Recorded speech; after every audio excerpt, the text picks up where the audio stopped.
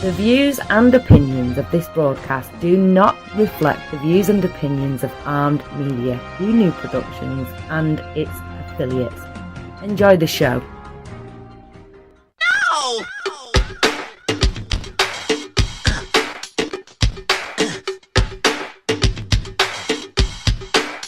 I'm going down to Alphabet Street. I'm gonna crown this girl that I meet. I'm gonna talk. Effing FFF. Hello, Ruby. How you doing? I'm good. How are you? Good. So it's time for the F word. We had some effed up things going on. Poor Jimmy. But you know what? Thank you, Jimmy, for everything that you do for us. Thank you, Joe Savino. Thank you, Armed Radio Digital. Man, we've got some great shows. You guys got to check us out every night of the week. The lineups are getting bigger and better. What's the story with Maria? I love that lady. Maria, I'm coming out there to New York pretty soon because my oldest son and his girlfriend are on their way there right now. I think they're sitting in Santa Fe, though, loving life, just kind of traveling the country. But I will be there, and I'm going to look you up, girlfriend, because I want to sit there and, hey, how about I even do it on a Tuesday night? I'll come on the show with you. I'll sing, I'll dance, I'll do whatever it takes. But this is the F word, and I've got one of my favorite F word people, my friend, Ruby. How you doing?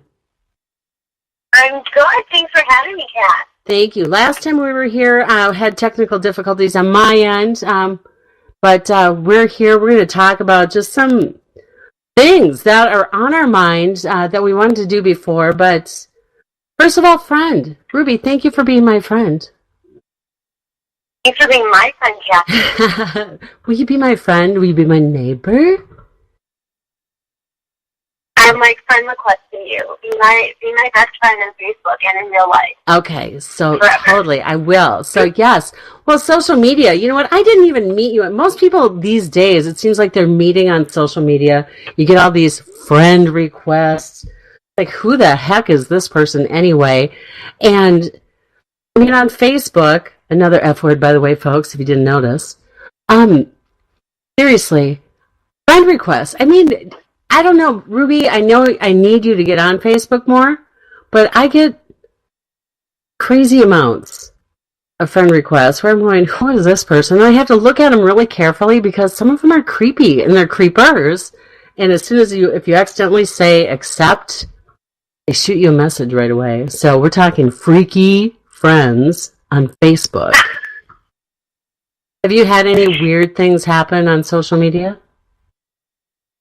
You know, I would have people message me when I worked for the Gail Sayers Foundation about the weirdest things, Cathy. Like, you know, they would want to invite Gail to their mother-in-law's 60th birthday or their son's, like, christening, and then, you know, when I wouldn't respond from, like, the foundation page, they would send me the messages on Facebook, and I was always wondering, like, what makes you think that I can make that happen?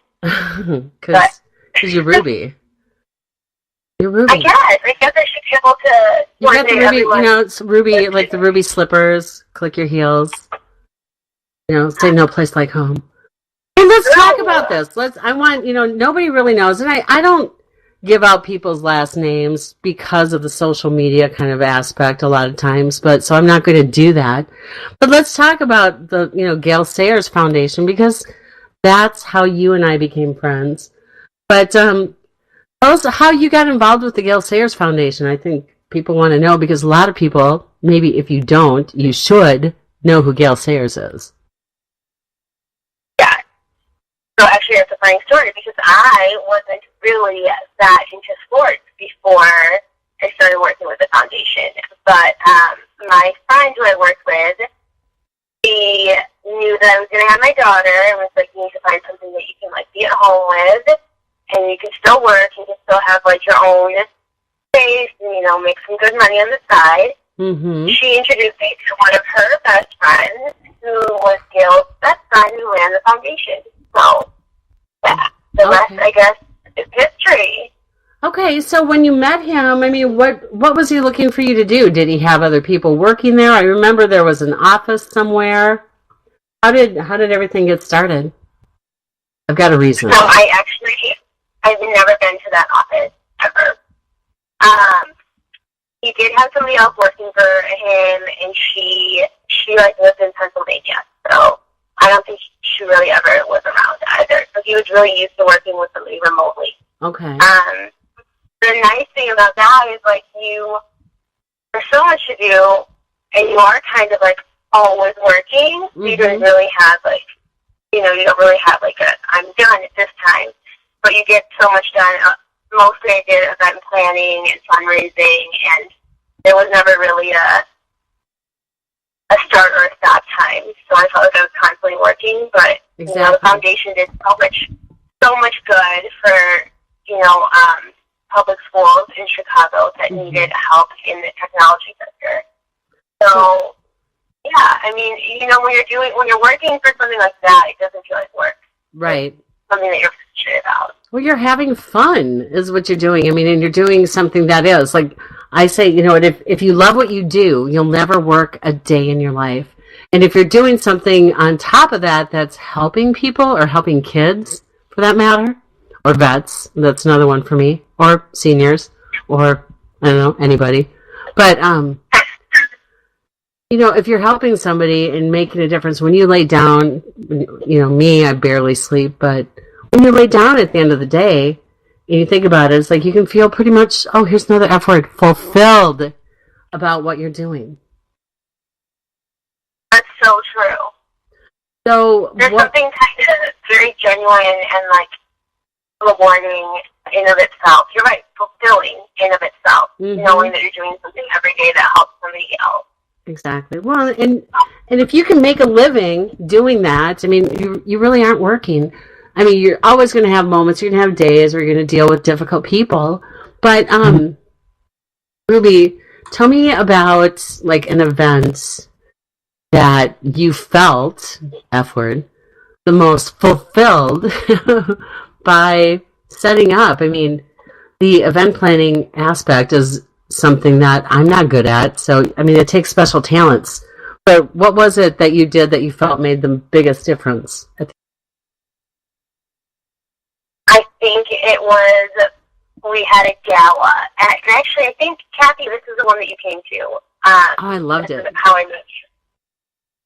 So we had this big gala, and I remember one really major point that we wanted at this event was we wanted these kids that we have given, donations to in the past from our fundraising efforts.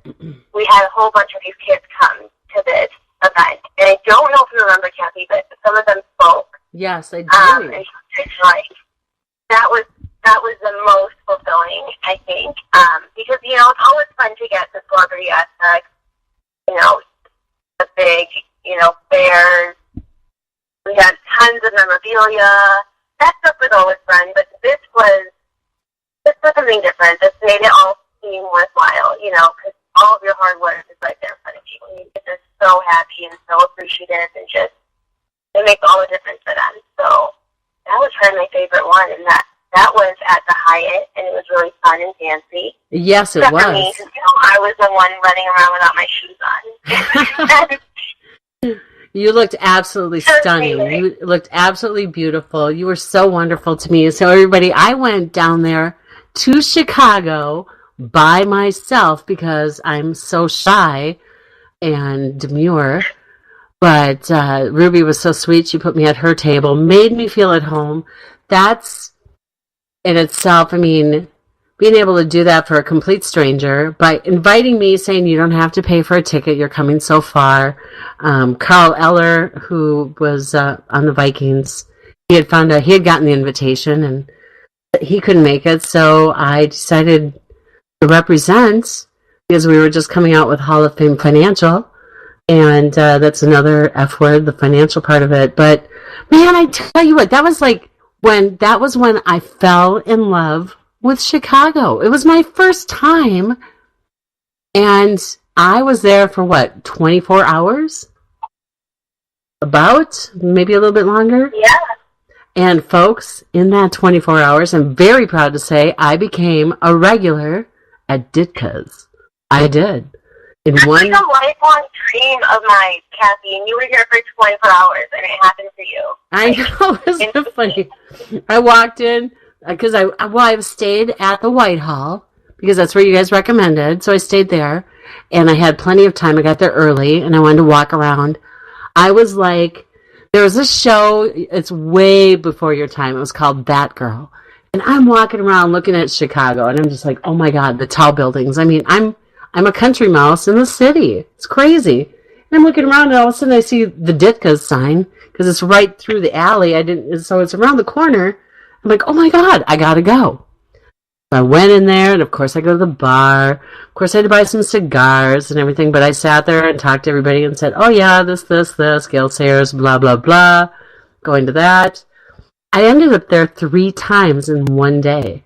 3 times. I ended my night. I had way too much to drink, not during the program, mind you, because I was respectful of that, but met people, went and hung out, experienced Chicago, went back, got dropped off, went to Ditka's one more time. They were closing. And then a really nice person that was working at Ditka's said, well, here, let's go over here and have a drink. So it was funny. So I made friends with the people that worked at Ditka's. Who does that? I love That's it. amazing. That's like I would love to do that. I need to do that sometime, but I'm just not as fearless as you are. That's Well, what it is. but okay, now, did you grow up in Chicago? In the suburbs, yes. Okay, so you're kind of a country mouse in a sense too then, right? Yes, I am. Okay. So who Well, was... I guess I'm pretty so, because I went to college at DePaul, which is like in Lincoln Park, but that's, you know. Well, that's not college. really. That's a whole different time of your life, so you have no fear in college. Right. No, did you meet Mark in college? When did you meet him? I did. That's her husband, everybody. You did. I met him my first semester, actually. This is a hilarious story.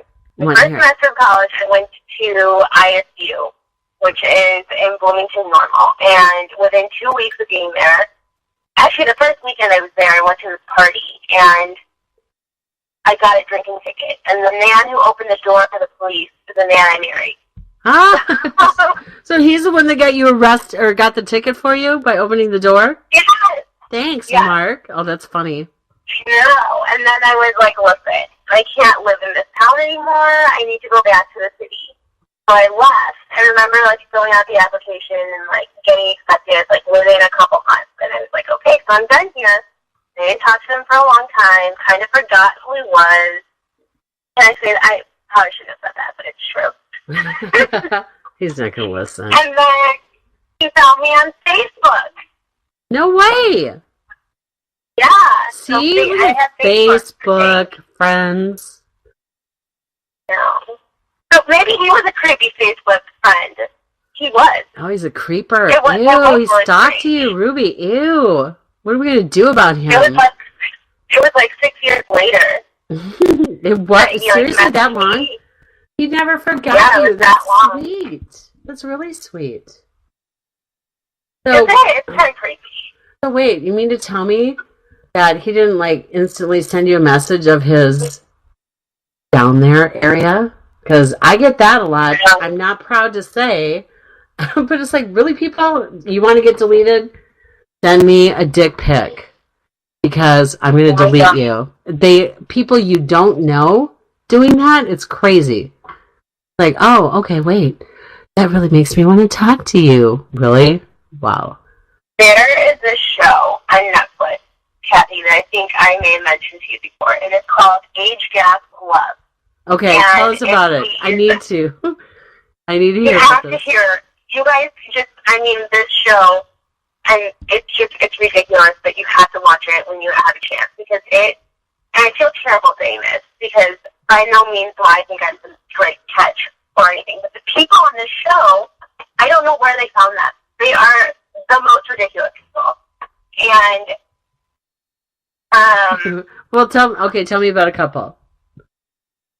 Okay, so the couples are, like, one woman is 71, and the man that she's dating, is engaged to is, like, 40 years younger. No! What? And, yeah, and they're all this way. That's why it's called age gap love. They're all, like, very elderly women who are with young men, or very... Is that even... men who are with very young women. When women are that old, that you can't even be a cougar at that age. In your 70s, you're not even a cougar anymore. You're like a snail. I was like, ew. And then, no, I'm sorry, no offense. Because, no offense, ladies, please. But, really? Come on. Wow. That much younger. I mean, I know, Lord help me, please do not let my children listen to this show. I'm sure they don't. But, I mean, I know why I go out. I know why I go out with younger men. I'm not in my 70s, but there's a good reason. And I don't get me wrong, I don't go out with a lot of them. There's one in particular, I learned my lesson the hard way, why you shouldn't date younger men, because some of... I mean, wouldn't you think the guy, Ruby, I gotta ask you this, is this 72-year-old woman wealthy? No. And they're all for, like, most of them are from, like, London. And, like, this one lady, she had, like, one kid from a separate marriage, and then, like, he was like, a priest or something. And then she separated from her husband, like, started to get close to this man, and then she said that it's like the weirdest stuff, Cathy. This man must not have had his hair cut in forever. And you're looking at this man, and you're like, oh my God, this guy's a freak. His teeth are, like, green, they're gross. He's like, I don't know what she sees in this man. And she even talks about it, like, that this version that we're seeing, that you're like, oh God, this man needs a makeover. This is post-makeover, Cathy. He's already had his teeth whitened. He even had his hair cut. Like, this is her after she's, like, you know, quote unquote, fixed him. But, I mean, listen, I know this show is really very trashy television, but it's something that I seriously can't stop watching. Because these people are just so... Well, wait. This is reality TV at its finest. There's no... You know, this is like real reality TV. There's no... It's not like Vanderpump Rules or any of the Housewives, which obviously I'm not with. But... Yes. We gotta speak about that, too. No, right. It's unscripted. It's unfiltered. Heck. Fantastic. Oh my gosh. So wait, I mean, typically you see the older man gets divorced, gets him some young chick. You know, that's like their midlife crisis kind of situation. But I feel like more and more women are doing that too. Is that what you're noticing, like, on the show? Is it more older women, younger guys? Yes. Ew. Okay. I don't know why I'm saying ew. I'm guilty. And they call, it's in England, so they call, like, she went to a toy boy, that's how they call it, toy boy. Oh, not boy toy? It was driving me crazy. A toy boy convention where she, like, met, like, all these, like, younger men who are interested in women like her. But what's funny is she was, like, showing all these, like, messages she gets on Facebook, and she gets really creepy, like, dick pics from these, like, really young guys. Heck. Like, who is this at home thinking, let me take a picture from this to someone's grandma? Like, who's doing that? No! Oh my, so I think our world opened up a whole Pandora's box with the internet. I mean, seriously, all of these creepers were always out there.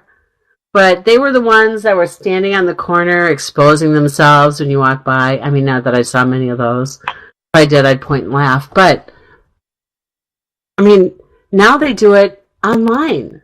I mean, they must get some sort of sick pleasure sending a picture of it. I mean, to a total stranger. I mean, I know guys I never want any, like, part of my body, like, even my face, sent to somebody that I don't know, like, and you're showing something so private.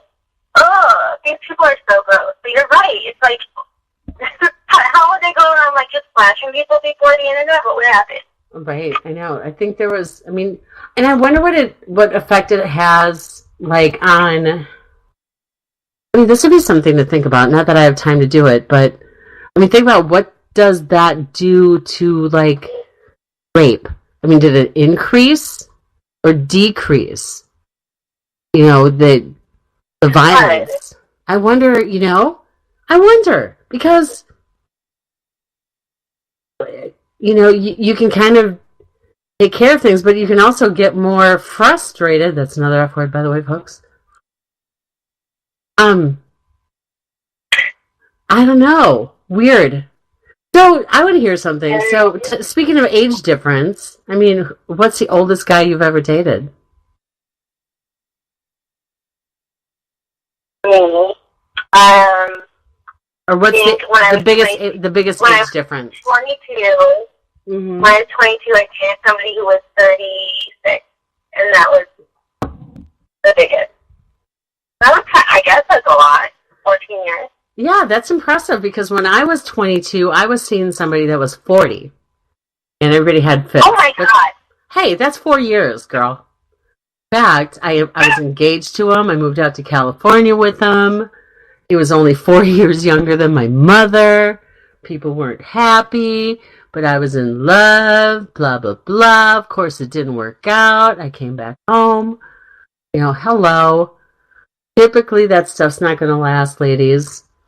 It's not, but I will say... You're going to have love, and then it does work out. He did have a lot of money, but I was not a gold digger. He didn't want me to work. I'm too sociable to sit around at home and do. I did like it for a while because I laid in the sun a lot, but yeah, that whole age difference thing. Well, I'm seeing somebody that's older than me, and I think sometimes it can have an impact. How much older? Not 20 years older. No, but that's just, you know what it means? It means I'm older because his age, how much older is he than me?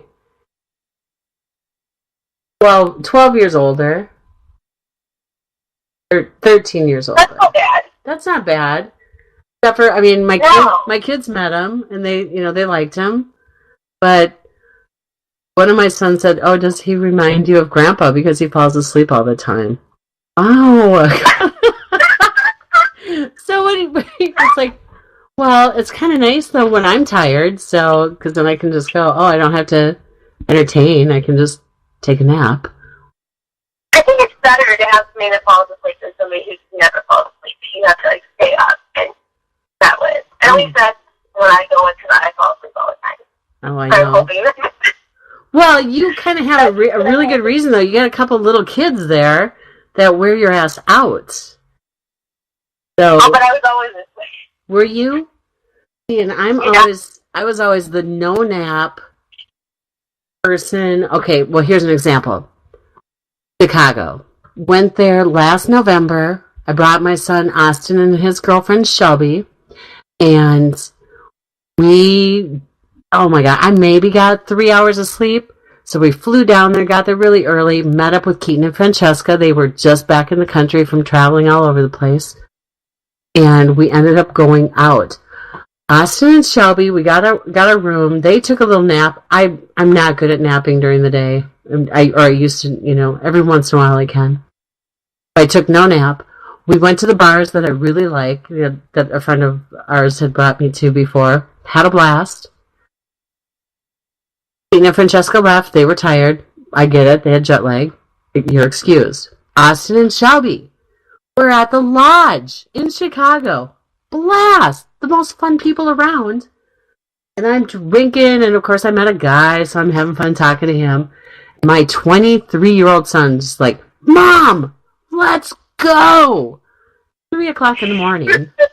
And I'm going, "No! Don't you understand?" And I call it Chicago. I'm like, "No, we're in Chicago. We don't go home. We stay until the bar closes. That's what we do here." He's just like yelling at me. He's like, "We need to go to bed." "You do. Go. I'm staying out." Oh my God. I was the most obstinate irresponsible mother getting yelled at by her 23-year-old kid. So my kid is 30 years younger than me, and I'm outlasting him. Go figure.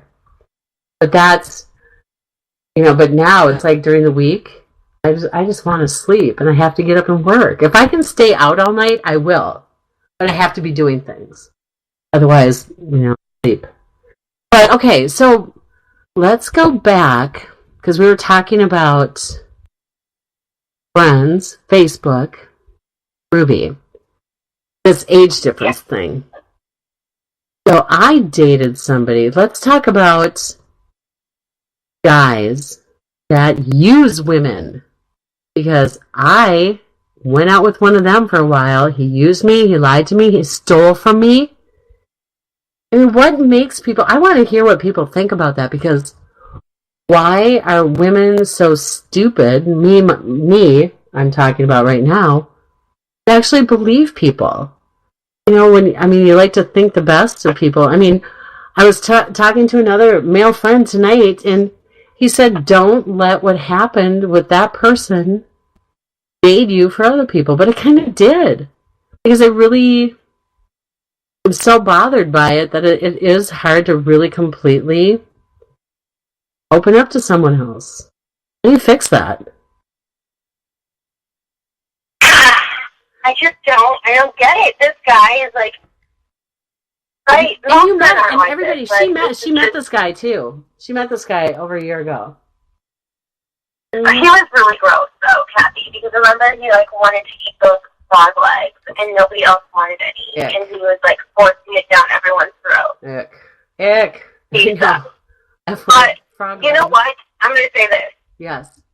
He was a very, very good con artist. Yes. Because he made you believe. The best con artist is the one that makes you believe,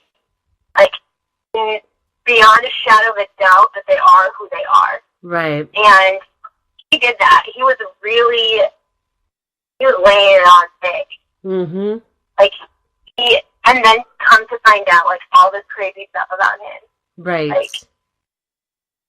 He was, telling you that he loved you. He told you. Cathy, No, and he recently told me he loved me, when I talked to him. It's because I still love you. I'm like, what? Oh my God. And I kept kicking him out of my life, but then folks, I stupidly signed over a car, did a contract for deed, and he never paid me for it. And I feel so mad, so upset. And it's not worth the trouble, but the whole what's the word I'm looking for? The fact that he did it, I feel like karma is going to really go after him, but I kind of want to be there when it does. I want to help it. He's an F-word. He's a major F-word. He is F-word, if you open up the dictionary, F-word is him with all kinds of other expletives after it. But anyway, yes. We will think of very fun things. Well, here's something really funny. So, after I left early, someone that I really respect, and she's awesome. She's a financial advisor that I do stuff with. She invited some women to go out to the shooting range, and it was called Shoot with the Sheriff. Not I Shot the Sheriff, which I thought was funny, and I sang a little bit, but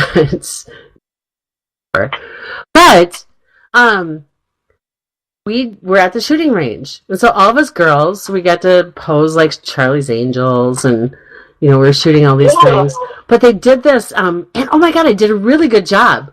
And folks, I have Lyme disease, so my joints aren't what they used to be. And so one of the sheriffs, while I was doing target practice, he was totally blown away. He goes, wow, seriously, you're really good. I was amazed, so I had to send it to my son. But they did a simulation, and that is so cool. So you're in there, and it's kind of like it gives you so much more insight into what cops have to deal with on a daily when they have to, choose between, do I shoot this person or do I wait and possibly get shot at? So they did these different scenarios. Well, this guy came out, and we already knew what was going to happen because it happened first. Somebody else kind of just messed it up. But this other girl gets up to do it, and she shot him in the you-know-what. It was hysterical. Hysterical!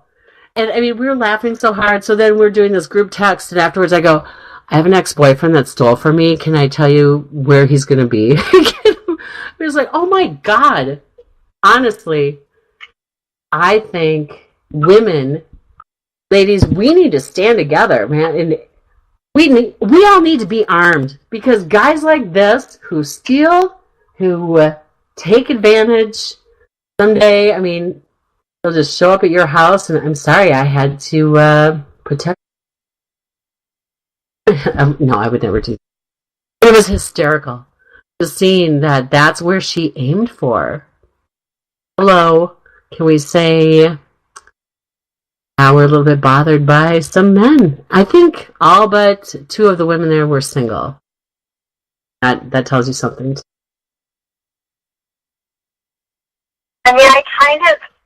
I think that is so crazy. Mm-hmm. Mm-hmm. But I feel like that's such a good gut reaction if that's what you would shoot. Like, I wish I could tell you that's what I would shoot. Like, now I'm going to think about it and be like, that's what I should always shoot. If ever I was in a shooting range or in a situation like that. Which I don't think I ever would be. Right. Well, I'm not going to kill you. Because, it's like, well, shoot his leg. It's like, well, I didn't say which leg, right? Shoot him in the leg. Shoot him in the leg. It won't kill him. It'll just ruin him for the rest of his life. Take away his manhood. Oh my God. I love that. I think that's so. Hilarious. Men, I'm sorry, because I love men. I've got like the most amazing men in my life, which would be like my 3 sons, my daddy, my brother. There's so many wonderful men in the world, and I would never, ever, ever, nor would they ever dream of treating anybody like this loser did me. But it is fun to think about. It really is. Right. It really is. Okay, so your beautiful 1-year-old baby boy, could you imagine him treating a woman badly? When he grows up, no way. He's not going to be raised that way. No. He has to be raised well. That's what it is. He has to be raised well. It starts with mom. Exactly. Family, the F word. Because it all starts with family and how you raise them. And I feel bad for anybody that, he ends up with as a role model. It's just not going to be good. But that's what happens. I like to think that you know what? I learned a lesson. He's going to get it. Yeah. And I might enlist people to help. I would like to know when he does get his. That would be good. But, why waste time? Like you said, don't waste any energy. Karma work. I know. How does karma work? When you least expect it. Yes. You gotta do good. Put good into the world, and good will come back to you. But he's already put enough bad into the world. Yeah, he has.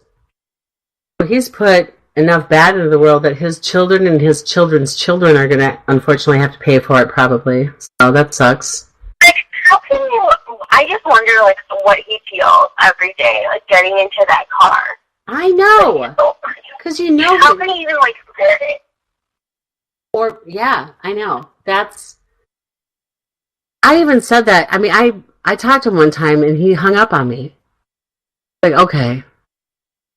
Like, what, how do you live with yourself when you treat somebody that badly? I don't know. Keep it forward. But that's, it's very funny. So, we've got so many amazing things that we're working on. And one of the things, I know we're almost to the end of the hour, and it's a short hour, so that's good because I'm kind of tired. It's been a long day. But foundation, Ruby and I are looking at starting a new foundation with one of our wonderful partners that we work with. We won't name names, but people have heard him talk on this show. I've known him for a long time. But we're really, really intent on giving back. one of the things that we're looking at doing is really, working in the communities. One of the communities that he's involved in is Flint, and I'm sure you've heard of the Flint water crisis, Ruby, right? Yes. Yeah, so, I would like to see one of our first things that we do is raise money to send water to Flint. I would love to do that because I just saw someone do 150,000 bottles. When you think about it, I don't drink enough water. I'm drinking beer right now, but we take it for granted. But they've got that lead in their water. It's not safe. In America, we should be doing stuff. So I'm really excited to get that going with what we're about to start. Yeah. Yes, definitely. Excuse me. So, It's amazing. tell me what your biggest... So, everybody, you don't know this, but Ruby and I work together. Tell me what your most favorite thing is about working with me. Oh my God, Cathy, I love everything about working with you. So, I'm fishing for compliments. My most favorite part, you know what? My most favorite part is it's never the same day. Working with you is always exciting. There's always something new happening, and I think what I like the most about you is every connection you make. There's not one person who has anything bad to say about you, Cathy. Everybody has always nicest things to say. Aww. Everybody loves you. Everybody enjoys working with you. Everybody's really... you have this aura about you where people are just happy. They're just happy to be a part of, just have a little bit of that light on them. Oh, gosh, that's so sweet. I really didn't say that just to, get that, but thank you. I love that. And you know what I love about working with you, Ruby? And everybody, Ruby is my girl Monday, Tuesday, Wednesday, Thursday, Friday, Saturday, Sunday. Here's how good she is. She called me and she goes, Cathy, did you remember to set your clocks back? Honestly. I go, Ruby, that just does it automatically. She goes, no, go look at your stove. Oh. But it's you're so detail-oriented. I love it, and I want to thank you so much for getting on the show with me, dealing with me every day. It's time for us to already wrap it up. But, Ruby, I'll be talking to you. Fast. It went really fast. Everybody, F word every Tuesday night. Thank you, Armed Radio Global, Joe Savino, Jim Bell, and my darling Ruby. You guys all have a great night.